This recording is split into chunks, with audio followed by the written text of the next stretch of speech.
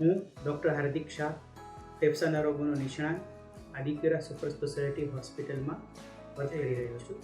શું slip apnoea કોઈ એક ડેન્જરસ બીમારી છે? શું સેફ સ્લીપ એપનિયાની ટ્રીટમેન્ટ નથી?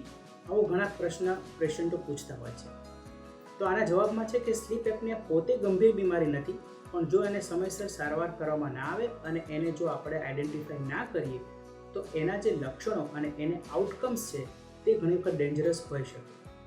દાખલા તરીકે પેશન્ટને જ્યારે દિવસ દરમિયાન ઊંઘ આવતી હોય તેવા સિચ્યુએશનમાં જો પેશન્ટ ડ્રાઇવિંગ કરી રહ્યા હોય, ઘણા લોકો એરક્રાફ્ટ ડ્રાઈવ કરતા હોય છે, ઘણા લોકો બસ અને વ્હીકલ્સ ડ્રાઈવ કરતા હોય છે, આ સિચ્યુએશનમાં ગંભીર અકસ્માત થવાનો પણ ભય રહે છે. અને દુનિયામાં એવા ડેટા પણ છે કે આ ટાઈપની બીમારીને લીધે એક્સિડન્ટ થવાના ઉદાહરણો પણ જોવા મળે છે.